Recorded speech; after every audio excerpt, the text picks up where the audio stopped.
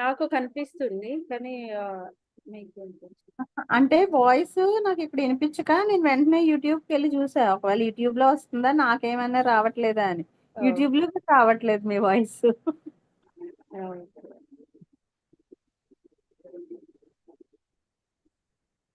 So, using flow to find your ikigai అనమాట. ఈరోజు మన యొక్క ఇక్కడ నుంచి సెషన్. చదవను, ఇక్కడ నుంచి చదవమంటారా? ఇక్కడ నుంచి చదవండి. ఎందుకంటే ఈరోజు నేను చదివి స్టార్ట్ చేశాను. బట్ మీరు ఇక్కడ నుంచి చదవండి. అలాగే. After reading this chapter, you should have a better idea of which activities in your life make you enter flow. Write all of them on a piece of paper. Then ask yourself these questions. What do the activities that drive you to flow have in common? Why do those activities drive you into flow? For example, are all the activities you must like doing ones that you practice alone or with other people? Do you flow more when doing things that require you to move your body or just to think?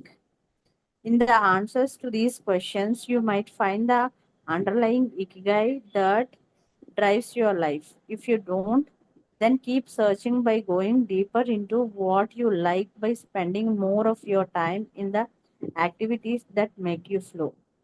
Also, try new things that are not on the list of what makes you flow, but are similar and that you are curious about. For example, if photography is something that drives you into flow, you could also try painting. You might even like it more. Or if you love snowboarding and have never tried surfing, flow is mysterious. It is like a muscle. The more you train it, the more you will closer you will be to your ikigai. మనం scroll చేస్తారా ఇక్కడ ఆపనా? ఇక్కడ ఆపేయండి. ఎందుకంటే ఇదే last chapter లో last part అది. Okay. Okay. So, ఈరోజు using flow to find your ikigai అంటే మన ఇకిగాయ్ అనేటువంటి కనుక్కునే ప్రాసెస్ లో ఫ్లో స్టేట్ అంటే ప్రవాహం యొక్క స్థితి అనేది మనం తెలుసుకుందాం అనమాట. ఇప్పటి వరకు మనం తెలుసుకున్నటువంటి ఈ చాప్టర్ లో ఈ చిన్న చిన్న యాక్టివిటీస్ మనం నిన్న తెలుసుకున్నాం కదా, రిచువల్ గా చేసేటువంటి యాక్టివిటీస్. ఫర్ ఎగ్జాంపుల్, మీకు ఇష్టమైనటువంటి పనులు ఏదైనా పని కానివ్వండి, మీరు నోట్ డౌన్ చేసుకోండి. డే మొత్తంలో నాకు ఫ్లో స్టేట్ అంటే నాకు టైం తెలియదు. బట్ నేను అందులో మునిగిపోయి ఉంటానన్నమాట. సంతోషంగా చేస్తాను. అటువంటి పనులను ఒక పీస్ ఆఫ్ పేపర్ మీద రాసుకునేది first thing. And second question ఏం అడగండి అంటే, అందులో ఉన్నటువంటి కామన్ థింగ్ ఏంటి అంటే సారూప్యత ఏంటి అని చెప్తున్నాడు అనమాట. సారూప్యత అని అంటే ఫర్ ఎగ్జాంపుల్ ఎలా అనంటే కామన్ థింగ్స్ అన్నమాట.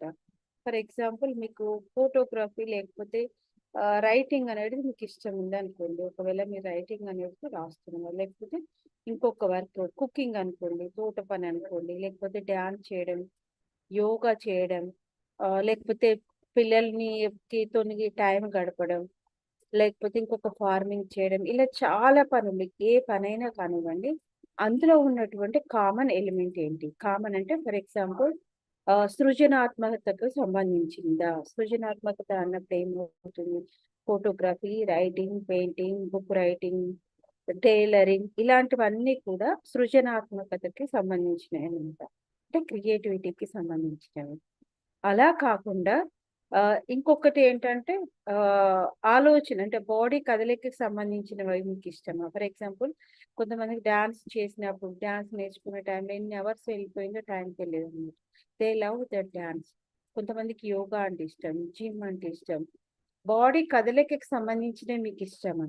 వాటిలో ఉన్నటువంటి సిమిలారిటీస్‌ని మీరు ఫైండ్ ఔట్ చేయండి సెకండ్ క్వెషన్‌లో. యోగా ఇష్టం అనుకోండి. ఓకే. అది బాడీ కదలికకు సంబంధించింది అనమాట. నేచర్ వాకింగ్ ఇష్టం అనుకోండి. అందులో మీకు ప్రశాంతత ప్లస్ బాడీ మూవ్‌మెంట్ కూడా ఉంటుంది అనమాట. కొందరికి మెడిటేషన్ అంటే ఇష్టం. కొందరికి ఒక్కరే వర్క్ చేయడం ఇష్టం అనమాట. అండ్ థర్డ్ క్వెషన్ ఏమడుగుతున్నాడంటే సింగిల్‌గా ఉండేటివి ఇష్టమా? గ్రూప్‌గా ఉండేటివి ఇష్టమా? ఇప్పుడు మన ఫ్రెండ్స్‌తో చిన్నప్పుడు చూసుకుంటే చాలా ఆటలు ఉండేవి. కొన్ని సింగిల్‌గా ఆడుకోవచ్చు. కొన్ని గ్రూప్‌తో ఉంటాయన్నమాట కొన్ని యాక్టివిటీస్. ఇప్పుడు వంట అనుకోండి ఒక్కరమే చేస్తుంది. That is single activity. Okay. ఇంకా ఎక్కువ గ్రూప్‌లో చేస్తున్నామనుకోండి చాలా మెంబర్స్‌ని కలిపి that is the group thing అనమాట. అలాగే గేమ్స్ కానివ్వండి, అలాగే కొన్ని వర్క్స్ కానివ్వండి, ఏమేమి వర్క్ ఉంటాయి. అందులో మీకు ఏదంటే ఎక్కువ ఇష్టం? సింగిల్‌గానా? లేకపోతే మీకు గ్రూప్‌తోని ఇష్టమా? అంటే మీరు ఎంత డీప్‌గా వెళ్ళినప్పుడు అంత మీరు డీప్‌గా వెళ్ళగలుగుతారనమాట. అలాగే ఇప్పుడు నీరజ ఇప్పుడు నా సౌండ్ వస్తుందా? Hello!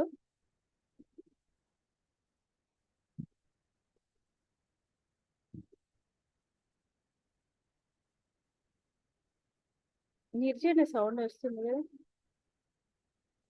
Voice is clear? Okay.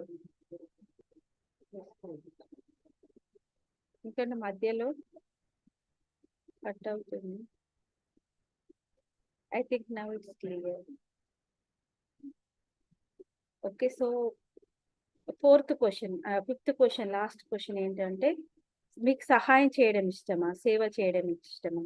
For example పెట్స్‌కి స్నానం చేయించడం, వృద్ధులకి హెల్ప్ చేయడం, ఆర్ఫనేజ్‌కి వెళ్లి సహాయం చేయడం, ఒక పూజ చేయడం, దేవుడితో పాటు టైం గడపడం, లేకపోతే మెడిటేషన్, ఏకాంతంగా ఉండడం, కౌన్సెలింగ్ తీసుకోవడం, లేకపోతే ఒక క్లయింట్‌కి మంచి ప్లానర్ ఇవ్వడం. మీకు ఏ వర్క్ చేసినా మీరు ఏ స్థితిలో ఉన్నా, అంటే మీకు ఆ వర్క్ చేయడం ద్వారా లాస్ట్ క్వెషన్ మీకు ప్రశాంతత అనేది ఉంటుందా? ఓకే. లేకపోతే మీకు మోటివేషన్‌గా అనిపిస్తుందా? లాస్ట్ క్వెషన్ అన్నమాట. అంటే ఇలాంటి క్వెషన్స్ ఎందుకు వేసుకోమంటున్నానంటే, ఈ క్వెషన్స్ ద్వారా మీకేమవుతుంది అనంటే, మిమ్మల్ని మీరు తెలుసుకోగలుగుతారు అన్నమాట. ఖచ్చితంగా ప్రతి ఒక్కరు ఇది నోట్ డౌన్ చేసుకొని ఇంతకుముందు నేను వాయిస్ చెక్ చేసుకోలేదు కదా! అప్పుడు చాలా క్లియర్‌గా చెప్పాననమాట. So, note down your self. ప్రతి ఒక్కరు ఇవి 4 క్వెషన్స్ చాలా ఇంపార్టెంట్ అనమాట ఈ క్వెషన్స్. అవి నోట్ డౌన్ చేసుకోవడం ద్వారా మన డే టు డే వర్క్‌లో మనం చాలా అంటే మన టైం అనేది కాకుండా మన ఫ్లో అనేది మనం క్రియేట్ చేసుకోవచ్చనమాట. ఫస్ట్ క్వెషన్ ఏంటంటే, నీ ఫ్లో మూవ్‌మెంట్స్‌ని నువ్వెలా కనుక్కోవచ్చు? First question. నీకు సమయం మర్చిపోయేంత నచ్చే పనులేంటి? అంటే నీకు టైం తెలియకుండానే అంత ఇష్టంగా అసలు టైంని మర్చిపోయి చేసేటువంటి పనులనమాట. అంటే టీవీ చూస్తున్నాము, మాకు మూవీ చూడడం, సీరియల్ చూడడం అసలు టైమే తెలియదు అన్నారనుకో, అందులో కూడా నోట్ డౌన్ చేయండి. అసలు మీకేం నచ్చుతుంది? ఎందుకు చూస్తున్నారని. అంటే అనవసరమైనవి డోపమైన్‌ది అనుకున్నాం కదా! డోపమైన్ రష్ దాంతోని కూడా మనం గుర్తుపట్టొచ్చు అన్నమాట. అంటే నాకిది అవసరం లేదు. దీనికోసం నేను చేస్తున్నాను అని. కానీ ఇకిగాయలేంటి మనకు మనీ ఇచ్చేదై ఉండాలి. మనకు లోకానికి, ప్రపంచానికి హెల్ప్ చేసేదై ఉండాలి. లాస్ట్‌కి మీకు పేడ్ ఆఫ్ ఉండాలన్నమాట. ఓకే. ఫస్ట్ తోట పనా, వంట పనా, పాడటమా, డాన్స్ చేయడమా, చిల్డ్రన్స్‌తోని టైమ్ స్పెండ్ చేయడమా, బుక్స్ రీడింగా, ప్రజలకు హెల్ప్ చేయడమా, పెట్స్‌తోని హెల్ప్ చేయడమా, ఆహ్, మీకు ఇన్‌కమ్ సోర్స్ క్రియేట్ చేయడమా. ఫస్ట్ ఏంటంటే ఇన్‌కమ్ అనేది సెకండరీ అన్నమాట. ఫస్ట్ మీరు ఆ ఫ్లో స్టేట్‌ని కనుక్కోవాలి. ఓకే. వీటన్నిటిని ఒక పేపర్ మీద రాయడం అనేది స్టార్ట్ చేయండి. సెకండ్ క్వెషన్‌లో ఇప్పుడు 2 పెట్టండన్నమాట. రోమన్ లెటర్‌లో 2 పెట్టి, ఈ పనులలో ఏం కామన్‌గా ఉంది? What is the common thing in all these things? ఈ యొక్క పనులలో ఏది కామన్‌గా ఉంది? ఒకటేంటంటే సేవనా? ఓకే. లేకపోతే మూవ్‌మెంటా? లేకపోతే ఒంటరిగా గడపడమా? అంటే ప్రశాంతంగా గడపడమా? లేకపోతే క్రియేటివిటీ, సృజనాత్మకత ఉందా? లేకపోతే సాన్నిధ్యం అంటే అందరితో కలిపి టైమ్ స్పెండ్ చేయడం ఇష్టము. ఇలా అన్నమాట. Divide yourself. తర్వాత ఇందులోనే ఏ, బి అని పెట్టుకున్నానన్నమాట. బి ఏంటంటే ఇవి నీలో ఆనందం లేక శాంతిని ఎందుకు కలిగించాయి? అంటే ఇందులో నీకు హ్యాపీనెస్ ఇస్తున్నాయా? లేకపోతే పీస్‌ఫుల్‌నెస్‌ని ఇస్తున్నాయా? అంటే నువ్వు కొత్తగా ఏమైనా నేర్చుకుంటున్నావా? లేకపోతే ఇతరులతో కలుస్తున్నావా? లేకపోతే నువ్వు ఏమైనా చెప్పాలనుకున్నది నువ్వు వ్యక్తీకరిస్తున్నావా? అంటే నీకు సహాయం చేయాలనుంది. నువ్వెళ్ళి ఒక ఓల్డ్ ఏజ్, ఒక ఆర్ఫనేజ్‌కో లేకపోతే నీ చుట్టుపక్కల ఉన్న వాళ్ళకో నువ్వు సహాయం చేశావు. నీకు ఆ సహాయం చేయడంలో వాళ్ళు ఏది ఇస్తున్నారని కాదు. నువ్వు సహాయం చేయడంలో యూ ఫీల్ హ్యాపీ అనమాట. అందులో కూడా నీకు మనసు ప్రశాంతంగా అనిపిస్తుందా? లేకపోతే సంతోషం అనిపిస్తుందా? ఇలా. సి నీకు ఎక్కువ ఫ్లో. అంటే మీకు ఎక్కువగా ఫ్లో స్టేట్ టైం తెలియకుండా గడిచిపోయే టైం ఏంటంటే ఒంటరిగా చేసే పనుల్లోనా లేకపోతే ఇతరులతో కలిపి చేసే పనుల్లోనా అని అడుగుతున్నారండి. ఇవి నేను డివైడ్ చేశాను. Right it. అంటే నాకు ఫ్లో స్టేట్ హ్యాపీనెస్ అనేది నేను సింగిల్ గా చేసినప్పుడు కలుగుతుందా and otherwise if I'm doing with group తో ఉన్నప్పుడు కలుగుతుంది. అండ్ డి అన్నమాట, ఇవి నా శరీర కదలికతో సంబంధించినయా లేకపోతే మానసికమైనటువంటి ఆలోచనతో సంబంధించినయా. ఫర్ ఎగ్జాంపుల్ మీరు పెయింటింగ్, టైలరింగ్, లేకపోతే ఆమ్, వంట వంట అనేది శరీర కదలికల కంటే ఎక్కువ మానసికమైనది అన్నమాట. ఓకే.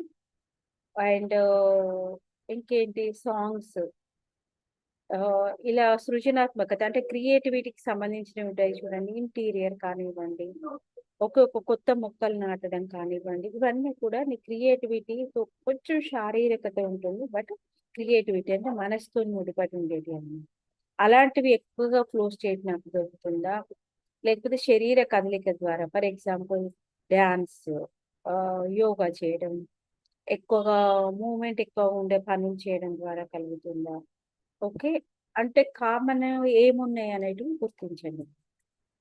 సో లాస్ట్ క్వశ్చన్, ఈ క్వశ్చన్ ఏంటంటే ఇవి చేసిన తర్వాత నా మనసు ఎలా ఫీల్ అవుతుంది అంటే ఆ ప్రశాంతంగా ఉందా, okay, peaceful state. Otherwise satisfied అంటే సంతృప్తినిచ్చిందా, లేకపోతే ఉత్సాహంగా ఉందా అంటే ఎంకరేజ్మెంట్ అనిపిస్తుందా, ఇంకా చేయాలి అనేటువంటి ఫీలింగ్ కలుగుతుందా. సో ఇవి డివైడ్ చేసుకోవడం ద్వారా ఏమవుతుంది అని అంటే నీ యొక్క పనుల్లో నువ్వు అలసత్వం లేకుండా నువ్వు అనుకున్న ప్లేస్ కి ఈజీగా రీచ్ కాగలుగుతావు. సో మెయిన్ గా ఈ లాస్ట్ దాంట్లో ఏం చెప్తున్నాడంటే నీ ఆన్సర్స్ లో ఏది నీకు కామన్ గా కనిపిస్తుంది, కామన్ ఫీలింగ్ ఏం కనిపిస్తుంది. ఒకటి క్రియేటివిటీ కనిపిస్తుందా, ఒకటి పోషణ అంటే నాకు ఫైనాన్షియల్ ఇండిపెండెన్స్ ఇచ్చేటువంటిది, ఇతరులకు నేను ఇవ్వచ్చు, నాకు నేను నా ఫ్యామిలీకి ఇవ్వచ్చు, అది కనిపించిందా. ఇంకొకటి అన్వేషణ అంటే క్యూరియాసిటీతో చేసే పనులు ఉంటాయి చూడండి. ఇప్పుడు ఒకరు ఇన్స్టాలో ఫాలోవర్స్ ఎక్కువ ఉన్నారు, వాళ్ళు చేస్తున్నారు, ఓకే, నేను కూడా అలాంటి రీల్స్ చేయాలి అని అనుకుంటున్నాను. నాకేమీ లేదు motto, but because of curiosity అది ఎక్కువగా ఉండాలి. ఇలా అనమాట డివైడ్ చేసి తెలుసుకున్నప్పుడు నీకు సమానమైనటువంటి క్లోజ్ స్టేట్ని ఇచ్చేటివి నువ్వు గుర్తుపట్టచ్చు. అదే చెప్తున్నా రైట్. నీకు ఫోటోగ్రఫీలో నీకు క్లోజ్ స్టేట్ ఉన్నావు, నీకు ఇష్టం అనుకో, సేమ్ ఈక్వల్ ఉండేటి ఏంటి పెయింటింగ్ అన్నమాట. సో పెయింటింగ్ కూడా ప్రయత్నించు. నీకు డ్యాన్స్ ఇష్టం అనుకో, ఓకే, నువ్వు భరతనాట్యం అయినా నేర్చుకోవచ్చు, కథక్ అయినా నేర్చుకోవచ్చు, కూచిపూడి అయినా నేర్చుకోవచ్చు, ఏరోబిక్, జుంబా ఇలా ఏవైనా చేయవచ్చు. అదర్వైజ్ యూట్యూబ్ నుండి చూసి కూడా నువ్వు నేర్చుకోవచ్చు. right? దానికి సమానమైనటువంటి ఈక్వాలిటీ ఏంటి, యోగానా లేకపోతే ఇంకేదైనా, అది కూడా నువ్వు సమానమైనవి కూడా ప్రయత్నించు. ఎందుకంటే ఈ ఫ్లో అనే స్టేట్ ఏంటంటే ఒక మసల్ లాంటిది అనమాట. మన బాడీకి ఎలాగైతే డిఫరెంట్ డిఫరెంట్ యాక్టివిటీస్ తో మనం మసిల్స్ బిల్డ్ చేస్తామో, అభ్యాసం చేస్తామో హెల్త్ బాగుండటంతో, అది ఎంత స్ట్రాంగ్ గా ఉంటుంది కదా. రోజు వర్క్ చేసే వాళ్ళ మసిల్ చూడండి ఎంత స్ట్రాంగ్ ఉంటుంది. అలాగే ఇవన్నీ చేయడం ద్వారా ఏమవుతుందంటే మన మెంటల్ గా అన్నమాట, అంటే మన మైండ్ కి అంత స్ట్రాంగ్నెస్ అంటే అంత స్పష్టత, అంత క్లియర్ అనేది ఉంటుంది.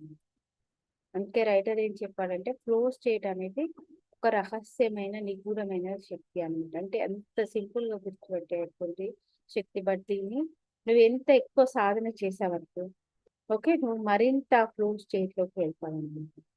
వెళ్తున్నావంటే నువ్వు నీటిగా అంటే నీ జీవితం యొక్క పరమార్థానికి అర్థానికి చాలా సంతోషంగా ఆ ఫ్లో స్టేట్ కి దగ్గర అవుతావని చెప్తున్నాను. సో దీనికోసమని నేను ఎగ్జాంపుల్స్ చాలా ఇచ్చాను. ఓకే. ఆ ఎగ్జాంపుల్స్ ఏంటంటే నిన్ను నువ్వు పూర్తిగా మర్చిపోయి ఆ పనిలో లీనమయ్యేటువంటి పనిలో ఉంటాం కదా, అదే కదా మనకి ఫ్లో స్టేట్ అని ఉంటుంది. సో ఇక్కడ మనకి చిన్నప్పటి అన్నమాట, అంటే మన పిల్లలతో పాటు, బట్ ఇప్పుడు మనం ఇక్కడ నుంచి చదువుతున్న జపాన్ ఉంది కదా, వాళ్ళ ఫ్లో స్టేట్ నిన్న తెలుసుకున్నట్టు చిన్నప్పటి నుండి కూడా వాళ్ళకి రిచువల్స్ ఒక అభ్యాసంగా ఉంటుంది అన్నమాట. ఒక క్రమ పద్ధతులు శ్రద్ధగా చిన్న చిన్న పనులతోని చిన్నప్పటి నుండి పెంచుతారన్నమాట పిల్లల్ని. మనకు కూడా ఇంతకు ముందు థెరటికల్ కంటే ప్రాక్టికల్ గానే ఎక్కువ ఉంటుంది. ప్రాక్టికల్ గా అయితే ఎక్కువ ఎప్పుడు ఉంటుందో అప్పుడు ఫ్లో స్టేట్ అనేది ఈజీగా అర్థమవుతుంది.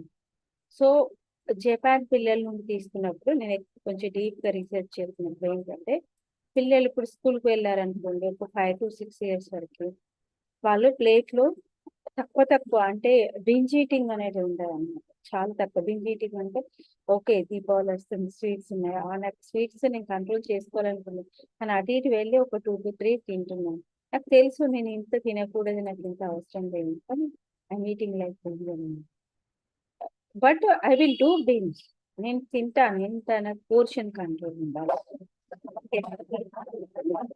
రెండు స్వీట్స్ తింటే ఒక డిన్నర్ కి ఈక్వల్ టు సేమ్ క్యాలరీస్ వస్తాయి కదా. ఒకవేళ నా ఏంటి, నేను హెల్దీగా ఉండాలి ప్లస్ నా వెయిట్ ఇంత ఉండాలని నేను అనుకుంటున్నాను అనుకోండి, ఓకే వెయిట్ లాస్ లో ఉన్నాను, అప్పుడు ఏమవుతుంది, నా యొక్క రిచువల్స్ తట్ట నేను రియలిస్టిక్ గోల్ అనేది నేను పెట్టుకోలేదని అర్థమవుతుంది. సో అందుకోసమనే ఆ పిల్లలు ఎలా ఉంటారంటే, వాళ్ళ ప్లేట్లో తక్కువ తక్కువ తింటారు, ఎక్కువ ఫుడ్ పెట్టుకుంటారు, సొంతంగా తింటారు, తినడమే కాకుండా ఇంకేమైనా అన్నం ఇలాంటి మిగిల్చడం అనేది ఉండదన్నమాట. మిగిల్చకుండా మళ్ళీ ప్లేట్ తీసుకెళ్ళి ఏమైనా ఉంటే డస్ట్బిన్ లో వేస్తారు, ప్లేట్ సింక్ లో పెట్టేసి కడిగి మళ్ళీ ఒక క్రమ పద్ధతిలో ఏ ప్లేస్ లో ఉందో ఆ ప్లేస్ లో పెట్టేస్తాం. That is a flow state. ఎందుకంటే రియలిస్టిక్ గా ఆ పని అనేది నేర్పించడం జరిగింది అన్నమాట. ఓకే దీనికోసం వాళ్ళు ఒక మెథడాలజీ, అంటే మనకు కూడా ప్రాక్టికాలిటీ ఎక్కువగా ఉండేది, బట్ ఇప్పుడు థెరటికల్ ఎక్కువ అవడం ద్వారా ఏమవుతుందంటే, మనం చెప్పడమే జరుగుతుంది అన్నమాట, కానీ చేసి చూపించడం చిన్నప్పటి నుండి ఉండడం ద్వారా మనం ఆ స్టేట్కి చేరుకోగలుగుతాం అన్నమాట. దీన్ని ఏమంటారంటే, ఫస్ట్ది ఒరిగామి అంటారు. నేను 4-5 ఎగ్జాంపుల్స్ తీసుకున్నాను చెప్పాను వల్లే. వాళ్ళు ఏం చేస్తారంటే, ఇప్పుడు మనం పేపర్ వర్క్ ఉంటుంది కదా, పేపర్ వర్క్ అంటే పేపర్ క్రాఫ్ట్ ఉంటుంది కదా, ఆ పేపర్ క్రాఫ్ట్ లో ఒకటి చిన్నగా నెమ్మదిగా మలిచేసి ఒక క్రేన్ ఆకారంలో తయారు చేస్తారు. డిఫరెంట్ ఇప్పుడు మన షిప్ తయారు చేస్తాం కదా, వాళ్ళకి ఎలా నేర్పిస్తారంటే, ఇన్హేల్ చిన్నప్పటి నుండి కూడా శ్వాస తీసుకొని ఒక ఫోల్డ్ చేయాలి, ఓకే ఎక్సేల్ చేసి ఒకటి ఫోల్డ్ చేయాలి, ఇలా అన్నమాట. దాని ద్వారా ఏమవుతుందంటే, మన మనసు అనేది, మైండ్ అనేది కంప్లీట్ ఒకటే పని మీద కేంద్రీకృతం అవుతుంది. అలానే కాకుండా ఇందులో ఎటువంటి పోటీ ఉండదు, జస్ట్ వీఆర్ ద క్రియేటర్, అంటే మనం ఒక పనిని క్రియేట్ చేస్తున్నాము అని చెప్తున్నాము, క్రియేషన్ స్టేట్ అన్నమాట. ఆ పనిని మళ్ళీ మళ్ళీ పునరావృతం చేస్తారు, అంటే అగైన్ అండ్ అగైన్ చేయడం ద్వారా ఏమవుతుందంటే హ్యాపీనెస్ అనేది కలుగుతుంది. Let's try from today. మీరు చేయడంతో పాటు మీ పిల్లలకు కూడా ఈ యాక్టివిటీ ట్రై చేయించండి. అందులో ఎటువంటి పోటీ లేదు, but you are creating something. చాలా ఉంటాయి కదా క్రాఫ్ట్, మనం రోజ్ ఫ్లవర్ చేసేవాళ్ళం, షిప్స్ 2 to 3 టైప్స్ చేసేవాళ్ళం, క్రేన్ చేసేవాళ్ళం, ప్లేన్ చేసేవాళ్ళం. ఇలా చిన్నప్పటి నుండి నేర్పించడం ద్వారా ఏమవుతుందంటే, ఒక పనిని చేసేటప్పుడు దాని మీద పూర్తిగా కాన్సన్ట్రేషన్ తో చేయాలి అని. సెకండ్ ఏంటంటే కాలిగ్రఫీ షోడో అనే విధానం ఉంటుంది. సో పిల్లల్ని స్కూల్లో వేయించిన తర్వాత, అంటే టెంపరీగా వాళ్ళకి ఏం చేస్తారంటే, ఓ తాత్వికమైన వాళ్ళకి, వాళ్ళ కుంచెలు ఎలా ఉంటాయంటే, పెయింటింగ్ వేసే బ్రష్లు చాలా పెద్దగా ఉంటాయి అన్నమాట, అంటే స్పిరిచువల్ గా అలాట్ అయినటువంటి బ్రష్లు ఉంటాయి అన్నమాట. ఈ బ్రష్లే అనేది ప్రిపరేషన్ ఉంటుంది. వాటితో ఏం చేస్తారంటే, వాళ్ళకి చిన్నప్పటి నుండి అలా అందులో కొంచెం ఇంక్ ఉంటుంది కదా, ఇంక్ లో ముంచడం, తర్వాత అక్షరాలను రాయడం అనేది, డైరెక్ట్ ఇంక్ కొంచెం ముంచడం, అలా అక్షరాలు రాయడం. మీరు చూసే ఉంటారు వాళ్ళ రైటింగ్ ఇలా ఇలా ఇలా ఉంటుంది, ఓకే అలా నేర్చుకుంటారన్నమాట. అప్పుడు ఏం చెప్తారంటే, నెమ్మదిగా నీ శ్వాస, అంటే ప్రతి లైన్ లో ఇన్హేల్ మళ్ళీ ఎక్సేల్ అని చెప్తారనమాట. అందులో ఎటువంటి పోటీ ఉండదు, జస్ట్ యూ కెన్ రైట్ అని చెప్తారు. సో దాని ద్వారా ఏమవుతుందంటే, ప్రతి లైన్ లో ఉంచడం, తీయడం, రాయడం అన్నమాట. ఇక్కడ ఏమవుతుంది, బాడీ స్ట్రెంగ్త్ అవుతుంది, మైండ్, అంటే రెండిటికి కోఆర్డినేషన్ అనేది చిన్నప్పటి నుండి ఒక సమతుల్యత అనేది ఉంటుంది. Coordination with the body and mind. అలాగే మన మసిల్స్ ని, బాడీ మసిల్స్ ని కూడా స్ట్రెంగ్తెన్ చేస్తుంది. This is one method. And third method ఏంటంటే ఓసోజీ, అంటే పాఠశాలను శుభ్రపరిచే కార్యక్రమం ఉంది. సో ఇది మన దగ్గర కూడా గురుకుల మెథడ్స్ లో ఇదే ఉండేది యాక్చువల్ గా అయితే, బట్ ఎడ్యుకేషన్ సిస్టమ్ అనేది ఎప్పుడైతే చేంజ్ అయిందో అప్పటి నుండి ఇంగ్లీష్ ఎడ్యుకేషన్ సిస్టమ్ అనేది రావడం ద్వారా వాళ్ళు ఇప్పుడు చేంజ్ అయ్యారు, కానీ మన దగ్గర ఇంకా చేంజ్ అనేది రాలేదు. వాళ్ళు ఏం చేస్తారంటే స్కూల్ అయిపోయిన తర్వాత థియరిటికల్ కంటే ప్రాక్టికల్గా అనమాట. అంటే ఎవరి క్లాస్ రూమ్లో వాళ్ళు శుభ్రం చేయడం, గ్రూపులుగా డివైడ్ అయిపోయి క్లాస్ రూమ్ శుభ్రం చేయడం, తుడవడం, చెప్పులన్నిటిని ఒక క్రమ పద్ధతిలో పెట్టడం, బుక్స్ని అండ్ ఒకరికొకరు థ్యాంక్ యూ చెప్పుకోవడం ఇవన్నీ వస్తాయన్నమాట. సో దీని ద్వారా ఒక ఆచారంగా చెప్పారు వాళ్ళు. చూడండి దీన్ని ఏదో నార్మల్గా కాదు, ఇది ఒక ఆచారం, ఇది చేయాల్సిందే అన్నమాట. అప్పుడు ఏమవుతుంది, ఇప్పుడు మనం తెలుసుకున్నాం కదా, మనం పూజ చేసే ముందు మనం ఏం చూసి నేర్చుకున్నాం కదా, మనకు ఆచారం ఏంటంటే మనం క్లీన్ చేస్తాము, చెప్పులు వేసుకోము. ఇప్పుడు టెంపుల్కి వెళ్ళాము, చెప్పులు ఇచ్చేసి లోపలికి వెళ్తాము, క్లీన్ గా వెళ్తాము, స్నానం చేసి, ఇవన్నీ మనకు ఆచారంగా మన లోపల నిగుడీకృతమైనటువంటి అన్నమాట. ఇప్పుడు మనకి ఆ ఫ్లో స్టేట్ అనేది ఎవరు చెప్పనవసరం లేదు, ఇలా వెళ్ళి మనం ఆటోమేటిక్ గా అలా వెళ్తాము. సో పిల్లలకి కూడా స్కూల్లో అలా నేర్పిస్తారనమాట. ఊడవడం, తుడవడం, చెప్పులను ఒక క్రమ పద్ధతిలో పెట్టడం, ఇంకొకరికి సహాయం చేయడం, బుక్స్ ఒక శ్రద్ధగా పెట్టడం, వాళ్ళ టాయిలెట్స్ వాళ్ళందరూ క్లీన్ చేసుకోవడం, ఇలాంటి పనులు అన్నమాట. సో ఇది ఏంటంటే మెడిటేటివ్ రిచువల్స్ అని అంటారన్నమాట. అంటే ఒక క్రమ పద్ధతిలో చేస్తూ చేస్తూ వెళ్ళడం ద్వారా ఏమవుతుందంటే పిల్లల్లో గ్రూప్ అనేది ఎక్కువ తెలుస్తుంది అనమాట. అంటే ఒకరికొకరు సహాయం చేసుకొని వర్క్ని ఎలా ఉంచుకోవాలి, ఇంకొకరు అవసరమే లేదు కదా మనకి. ఎవరో వచ్చి అంటే గవర్నమెంట్ వచ్చి చేయాలి అలా అని ఉండదనమాట. మన ఇల్లు మనము ఎలా శుభ్రంగా ఉంచుకోవడం అనేది తెలుస్తుంది. అండ్ ఫోర్త్ వన్ ఏంటంటే ప్రకృతితో సమయం చాలా ఎక్కువగా వాళ్ళు ప్రాక్టీస్ చేస్తారు. దీన్ని ఏమంటారంటే హనామి అని అంటారు అనమాట. మన తెలుగులో చూసుకుంటే మొక్కలు నాటడం. మనకు కూడా ఆగస్టులో వర్షాకాలంలో స్టార్టింగ్ లో ఉంటుంది కదా. బట్ ఎంతమంది ఇది మనకు చిన్నప్పుడు ఉండేది, మొక్కలు చాలా ఇచ్చేవాళ్ళు. ఒకరోజు మనం డెడికేషన్ గా మొక్కలు పెట్టేవాళ్ళు. బట్ ఇది ఇంకా కొంచెం ఎక్కువ అన్నమాట. ఎలా అంటే సకూరా అంటారు చూడండి, చెర్రీ పూల బ్లాసమ్ ఉంటుంది కదా, వాటిని కుటుంబంతో కలిసి ఖచ్చితంగా వీక్షించాలన్నమాట. అందరూ వెళ్ళి ఒకటి రోజు వాటిని కొంత టైం తీసుకుని వాటిని జస్ట్ అబ్జర్వ్ చేయడం అన్నమాట. వాటితో గడపడం ప్రశాంతంగా, మరి కుటుంబంతో పాటు వెళ్ళి మొక్కల్ని నాటడం అన్నమాట. ఇది ఏం చేస్తా అంటే సైలెన్స్, అంటే సైలెన్స్ లో ఉన్నటువంటి శక్తి, అబ్జర్వర్ ఎఫెక్ట్ అంటాం కదా. Okay, coordination comes from the observer effect. ఎవరైతే ప్రశాంతంగా నిశ్శబ్దంగా ఉంటున్నారంటే, లోపల నిశ్శబ్దం, బయటకు కాదు, అచ్చం కాదు, నిశ్శబ్దంగా ఉంటున్నారంటే వాళ్ళ మనసు ప్రశాంతంగా ఉందని అర్థం ఉండాలి. కృతజ్ఞత, గ్రాటిట్యూడ్, క్యూరియాసిటీ, ఇవన్నీ కూడా ఆధ్యాత్మికంగా అంటే స్పిరిచువాలిటీగా ఉండేటువంటి క్షణాలు.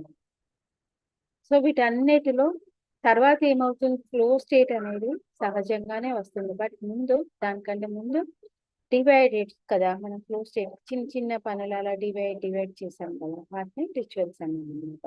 అంటే వీటన్నిటిని ఎందుకు చేస్తున్నామంటే ఒక ప్రశాంతమైనటువంటి లయ, శ్రద్ధ, ప్రేమ కోసం. ఓకే, సో ఈ రోజు యాక్చువల్గా అయితే 20 మినిట్స్ సెషన్ ఏంటి, బట్ సౌండ్ రాకపోవడం ద్వారా దీన్ని మళ్ళీ చేయాల్సి వచ్చింది. సో ఎవరైతే యూట్యూబ్ నుండి వాచ్ చేస్తున్నారో ఆఫ్టర్ 28 మినిట్స్ తర్వాత నుండి ఏంటంటే అప్పటి నుండి సౌండ్ వచ్చింది. సో ఇప్పుడు నిన్ను నువ్వు అడుక్కో. మళ్ళీ లాస్ట్కి ఒక క్వశ్చన్, ప్రతి ఒక్కరు ఏ స్టేజ్ లో ఉన్న ఏ ఏజ్ అయినా పర్వాలేదు, నా చిన్ననాటి లేదా చిన్నప్పటి చైల్డ్హుడ్కి వెళ్ళండి. ఎప్పుడు చైల్డ్హుడ్ లో ఉన్న వాళ్ళు, నాకు సమయం తెలియకుండా మునిగిపోయే క్షణాలు ఏంటి అంటే, so I'm not you can think like that it is a meaningless క్షణం. అంటే నేను 11కి వర్క్ స్టార్ట్ చేశాను, టైం చూస్తే 1 గడిచిపోయింది, అయితే టైం తెలియకుండా గడిచిపోయింది. అలాంటి మూమెంట్స్ ఏంటి నోట్ డౌన్ చేసుకోండి. అండ్ ఇప్పుడు మనం చెప్పాను పిల్లల్ని, జస్ట్ నేను ఉదాహరణగా చెప్పాను, వాటిని మన పిల్లలకి కూడా ఉన్నాయి. కానీ మనం ఎంత ముందు, స్కూళ్ళ కంటే ముందు మనం ఎంత ఇంప్లిమెంట్ చేస్తున్నాము.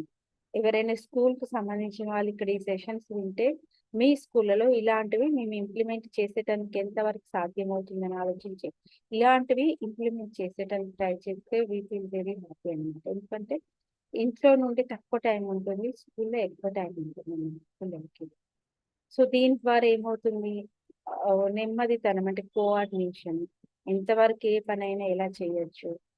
ఓకే, ఇలాంటివన్నీ కూడా అంటే ఒక గ్రూప్ యాక్టివిటీ ఉందనుకోండి, ఒకరి మధ్య ఆ కోఆర్డినేషన్ ఉంటుంది చూడండి, అది ఇలాంటివన్నీ కూడా చిన్న చిన్నవే కానీ ఇవన్నీ కూడా మన లైఫ్ లో ఒక పెద్ద ఫ్లో స్టేజ్ ని క్రియేట్ చేసేటువంటి అటువంటి అన్నమాట. సో దీన్ని మనసు యొక్క ఓరిగామి అంటారన్నమాట. జపాన్ భాషలో వాళ్ళు ఆ, వాళ్ళు అలా క్రియేట్ చేసుకుంటారన్నమాట. నా ఓరిగామి ఇదేంటి అనేది వాళ్ళు చేస్తారు. So this is today our activity. So ఎవరైతే పేపర్ క్రాఫ్ట్ వర్క్ చేస్తున్నారో, ఎవరికైతే వచ్చో రాకపోయినా కానీ నేర్చుకొని అది మీరు కూడా స్టార్ట్ చేయండి. ఒక పేపర్ క్రాఫ్ట్ వర్క్ చేసినప్పుడు నేను ఎలా చేస్తున్నాను అంటే, నాకు వచ్చాను కాకుండా మీకు వచ్చినా కూడా ఒక దృష్టి కంప్లీట్ ఒక 5 minutes ఒక 7 minutes కంప్లీట్ ఒక పనిని నేను ఎంతవరకు కేంద్రీకరిస్తాను అనేది ఫోకస్ చేయండి. దిస్ ఈస్ యువర్ యాక్టివిటీ అనమాట. రేపు ఇది యాక్టివిటీ.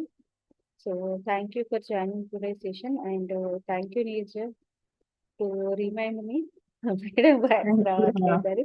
లేకపోతే నేను ఎండ్ కూడా చేస్తాను, ఎందుకంటే నాకేం ఇక్కడ కనిపించట్లేదు మ్యూట్ బటన్. అవును ma'am. Thank you, so ma'am. Questions ఎవరైతే యూట్యూబ్ నుండి వాచ్ చేస్తున్నారో మళ్ళీ ఒకసారి go through and questions note down చేసుకోండి. Every time journaling is very important. Questions ఒక్కసారి రాయడం ద్వారా తెలిసిపోతుంది నాకు ఏ వర్క్ అంటే ఎక్కువ ఇష్టం, నాకు ఎందులో ఎక్కువ ఫ్లో ఉంది, లేదనుకో నేను ఎందులో ఇంకా ట్రై చేయాలి అని. సో రేపు మనం న్యూ చాప్టర్కి వెళ్తున్నాం, 5th చాప్టర్లో అనమాట, మాస్టర్స్ ఆఫ్ లాంజివిటీ. సో దీర్ఘాయు గల మాస్టర్స్ అనమాట, అంటే అబోవ్ 100 years ఉన్న వాళ్ళ ఇంటర్వ్యూస్ ఒకినోవా అనే పట్టణానికి వెళ్ళి వాళ్ళు తీసుకున్నారనమాట డైరెక్ట్.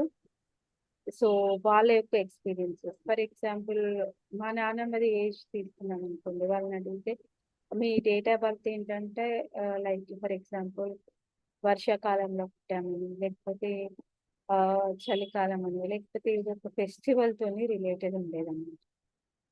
అంటే ఎగ్జాక్ట్ డేట్ అని కాదు, అప్పుడు ఉన్నటువంటి సిచ్యువేషన్ కానివ్వండి, ఎడ్యుకేషన్ కానివ్వండి, maybe they not giving that much అనమాట. కానీ టెంటేటివ్ తెలుసు, అంటే ఒక ఈవెంట్ తోని సంక్రాంతి ముందను, సంక్రాంతి తర్వాత అను, లేకపోతే ఇంకొక రోజు జరిగినప్పుడు అను అలా ఉండేది అనమాట. సో అది ఎలా లాంజివిటీకి ఎలా కనెక్ట్ అవుతుంది అనేది. But they are very happy. వాళ్ళ ఫ్లో స్టేట్ అనేది పెద్దగా ఏదో లగ్జరీ లైఫ్ అను ఇలాంటివి కానే కాదండి. బట్ వాళ్ళని గమనించినట్టయితే they are in that flow state అనమాట. మీ ఇంట్లో ఎవరైతే 60 ఎబో 70 ఎబో ఉన్నారో వాళ్ళని, 70 కాదు కానీ 80 ఎబో ఉన్న వాళ్ళని గమనించారు. 80 ఎబో ఏజ్ ఉన్న వాళ్ళని మీకు దగ్గర ఉంటే, సో మీకు ద మాస్టర్స్ ఆఫ్ లాంజివిటీలో మనం చూడొచ్చు అనమాట. వాళ్ళ డైట్ ఏంటి, ఓకే, వాళ్ళ ఎక్సర్సైజ్ ఏంటి అనేది మన 5th చాప్టర్లో తెలుసుకోబోతుంది. So any questions? క్వశ్చన్స్ ఏం లేవు ma'am. Thank you so much. అంటే సెషన్ స్టార్ట్ అవుతుంది అనే టైం వచ్చేసరికి నాది రీఛార్జ్ అయిపోయింది మ్యామ్, నెట్ కనెక్ట్ అవ్వట్లేదు. నేను ఎంత ఫాస్ట్ గా ఇంటికి వచ్చానంటే వస్తూ కింద గేట్ దగ్గర నాకు వైఫై కనెక్ట్ అయితే లాగిన్ అయి చూస్తే సిగ్నల్ అందక వీడియో రావట్లేదేమో, వినిపించట్లేదేమో అని చెప్పి పైకి వచ్చినా కూడా వినిపించకపోతే నేను యూట్యూబ్కి వెళ్ళి చూస్తే అక్కడ కూడా వినిపించట్లేదు. సో అప్పుడు యూట్యూబ్ అయితే నుండి ప్రాబ్లం. వాచ్ లిస్ట్ వస్తుంది కానీ ఎవరు ఇంటిమేట్ చేయలేరు మీకు. అదే యాక్చువల్ గా మ్యామ్ ఇప్పుడు మీరు గ్రూప్ లో పెట్టండి మ్యామ్ ఒకసారి ఎంత నుంచి రికార్డింగ్ ఉందో. అంటే మన వాళ్ళు ఎవరైనా వాట్సాప్ గ్రూప్ లో చూస్తారు కదా, ఇది మీరు ఎడిట్ చేసిన అప్డేట్ అవ్వడానికి టైం పడుతుంది కదా మ్యామ్. So exactly. ఈ మినిట్ దగ్గర నుంచి వాచ్ చేయండి అని మెసేజ్ పెట్టండి మ్యామ్. మీ వాయిస్ అంటే ఎక్కడి నుంచి వస్తుందో, లేకపోతే నేను చూసి పెట్టమంటే నేను పెడతాను. మీరు పెట్టండి మెన్షన్, నేను ఎడిట్ చేస్తాను, పెట్టండి ఒకసారి పెట్టండి. Okay, okay, thank you ma'am. Thank you అంటే ఆల్. రేపు ఈ లెసన్ కూడా చాలా ఇంపార్టెంట్ లెసన్, అందుకే నేను మిస్ అవ్వలేదేమో, మళ్ళీ మీరు ఫస్ట్ నుంచి చేయాల్సి వచ్చింది. ఎగ్జాక్ట్ కంప్లీట్ గా మళ్ళీ, లేకపోతే లాంజివిటీకి వెళ్ళే వాళ్ళం. So it's okay. రేపు దీపావళి రిచువల్స్ అనే ఒక సెషన్ ఉంటుంది. Sure ma'am. ఏ టైంలో మ్యామ్? 3:30కి లేకపోతే 4 o'clockకి అన్నా, జస్ట్ ½ hour సెషన్. దీపావళి వస్తుంది కాబట్టి దీపావళి రిచువల్స్ అని ఇంగ్లీష్ అండ్ హిందీలో ఉంటుంది ఆ సెషన్. గ్రూప్ లో మెసేజ్ పెడతాను. Okay, thank you all. And ఎవరైతే యూట్యూబ్ నుండి వాచ్ చేస్తున్నారో pause the time and maybe 27 or 28 minutes తర్వాత వస్తుంది ఎడిట్ చేసే అంతవరకు. తర్వాత ఎడిట్ అయిన తర్వాత ఐస్ యూజ్ ద వర్డ్.